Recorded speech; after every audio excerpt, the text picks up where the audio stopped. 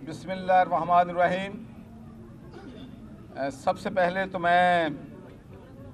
पंजाब के तमाम पाकिस्तानियों की तरफ से, पाकिस्तान के तमाम पाकिस्तानियों की तरफ से और दुनिया भर में रहने वाले पाकिस्तानी और कश्मीरियों की तरफ से अपने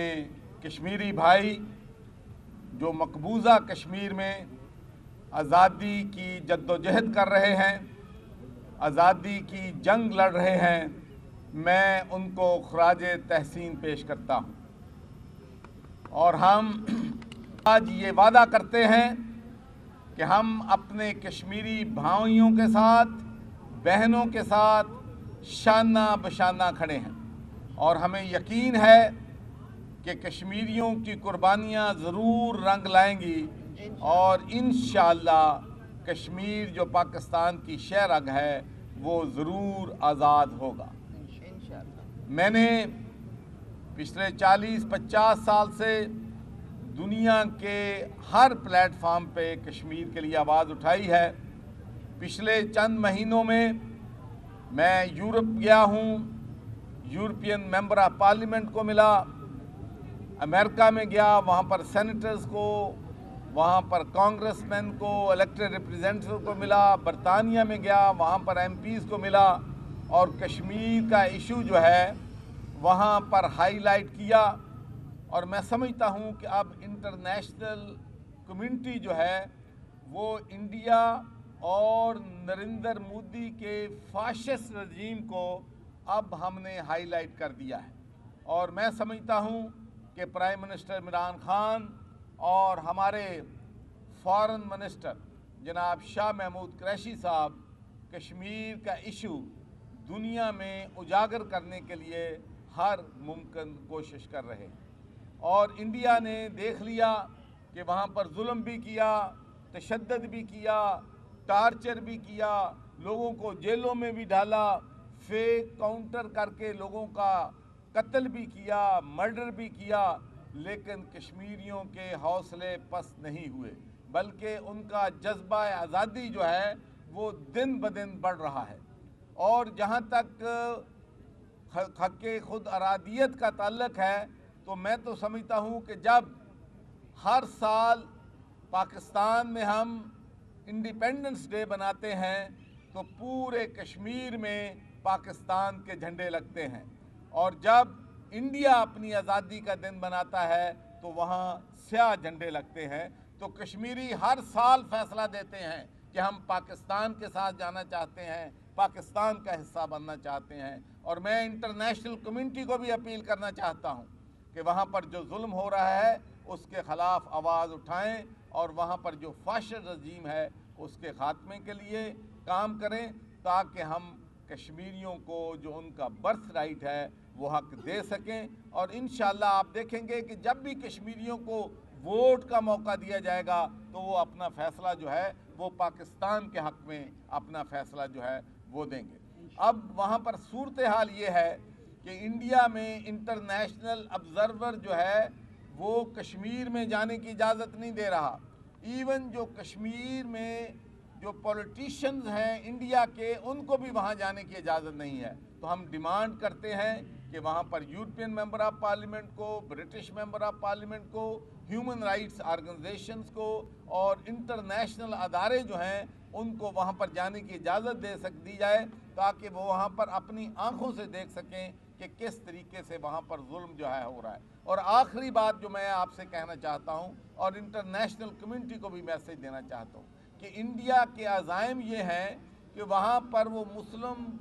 जो कम्युनिटी है उनकी अक्सरियत को अक़लियत में बदलना चाहता है, और बहुत से हिंदू फाशिस्ट जो हैं उनको कश्मीर में लाकर आबाद करने की कोशिश की जा रही है। और ये सबक जो है ये इजराइल से सीख रहा है। आपको मालूम है कि वहाँ पर फ़लस्तीनियन के जो इलाके हैं वहाँ पर इजराइल सेटलमेंट बना रहा है। तो वही काम जो है इंडिया ने कश्मीर में शुरू किया है, लेकिन इंशाअल्लाह इसके लिए कश्मीरी भी मुज़ाहमत कर रहे हैं और इस जद्दोजहद में हम अपने कश्मीरी भाइयों के शाना बशाना खड़े हैं। اور آج یہاں پر میں اپنے اوورسیز پاکستانیوں کو بھی یہ میسج دینا چاہتا ہوں کہ آپ پاکستان کا اثاثہ ہیں، آپ پاکستان کے سفیر ہیں اور آپ کشمیر کے سفیر ہیں۔ جہاں جہاں ممکن ہے آپ اپنے علاقے کے ممبر آف پارلیمنٹ کو ملیں، الیکٹڈ ریپریزنٹیٹیو کو ملیں اور کشمیر کا جو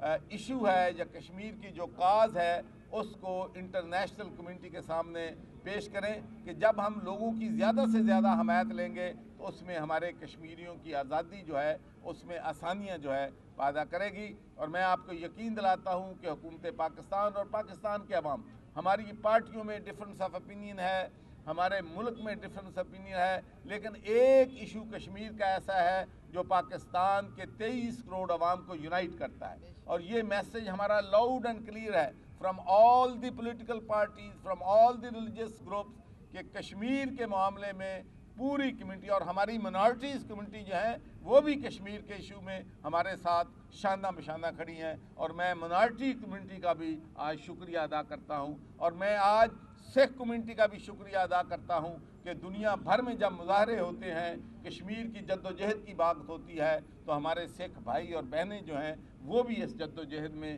وہ بھی ان جلسوں میں، وہ بھی اس پروٹیسٹ میں ہمارے ساتھ شامل ہوتے ہیں۔ میں ان کا بھی شکریہ ادا کرتا ہوں۔ جوئی صاحب یہ فرمائیے گا، آج دو بڑی میٹنگیں ہو رہی ہیں، شہباز شریف نے زرداری اور بلاول کے اعزاز میں دہرانہ دیا ہے، تو کیا کہیں گے کہ پھر دو پارٹیاں ملنے جا رہی ہیں آپ کے خلاف؟ دیکھیں، بات یہ ہے کہ پارٹیاں آپس میں ملتی رہتی ہیں، ناشتے بھی ہوتے رہتے ہیں، لنچ بھی ہوتے رہتے ہیں، لیکن ایک بات میں بتا دوں کہ یہ ہماری اپوزیشن ایک پیج پہ نہیں ہے، نہ انہوں نے آنا ہے۔ اچھا جوئی صاحب یہ فرمائیے گا کہ بلدیاتی انتخابات کے حوالے سے تیاریاں کیسی ہیں؟ آج یوم یکجہتی کشمیر ہے اور انٹرنیشنل لیول پہ کیا سمجھتے ہیں پاکستان ابھی تک جو موقف سامنے رکھ رہا ہے، کیا اسی طرح چلنا چاہیے، اس میں مزید بہتری کی ضرورت ہے؟ دیکھیں، امپروومنٹ تو میں سمجھتا ہوں کہ ہر وقت ہونی چاہیے اور بہتر ہونی چاہیے، اور میں اکثر اپنے جو ہمارے سینیٹرز ہیں یا ہمارے قومی اسمبلی کے ممبر ہیں، میں ان سے ہمیشہ کہتا ہوں کہ آپ لوگوں کے ڈیلیگیشن جو ہے دنیا کے ملکوں میں جانا چاہیے، اور کشمیر کا ایشو اور پاکستان کا ایشو ہمیں وہاں پر پیش کرنا چاہیے، اس لیے کہ یہ بہت ضروری ہے۔ ہمارا پرابلم یہ ہے کہ ہمارے ملک سے 7 گنا 10 گنا بڑا ملک ہے، اس کے ریسورسز زیادہ ہیں، اور وہ ایک ہی ایجنڈے پہ کام کر رہا ہے کہ پاکستان کے خلاف جھوٹا پراپیگنڈا کیسا کرنا ہے، پاکستان کو نقصان کیسے پہنچانا ہے۔ تو اس کا کاؤنٹر کرنے کے لیے ہمیں ویجیلنٹ بھی ہونا چاہیے۔ دیکھیں، انہوں نے وہاں پر زہر اگلا تھا کہ پاکستان میں ہیومن رائٹس کی وائلیشن ہو رہی ہیں، پاکستان میں منارٹیز کے ساتھ ظلم ہو رہا ہے، پاکستان میں یہ ہو رہا ہے، مزدوروں کے ساتھ یہ ہو رہا ہے۔ لیکن جب میں گیا وہاں پر اور ان کو لوگوں کو ملا، میں نے پاکستان کا مقدمہ ان کے سامنے رکھا، تو جو انہوں نے سسپینڈ کرنے کی بات کی تھی، ماشاءاللہ اس میں ہم نے ان کو قائل کیا کہ پاکستان جو ہے وہ ایک انٹرفیتھ ہارمونی پہ بھی کام کر رہا ہے، منارٹیز کے ساتھ بھی ماشاءاللہ بہت اچھے ہمارا سلوک ہے، اور ہم اپنی چیزوں کو بہتر بنائیں۔ لیکن انڈیا اور پاکستان کا ہیومن رائٹس پہ مقابلہ نہیں کیا جا سکتا۔ وہاں پر جو منارٹیز کے ساتھ ظلم ہوتا ہے، وہاں پر جس طریقے سے منارٹیز کو ہندوازم میں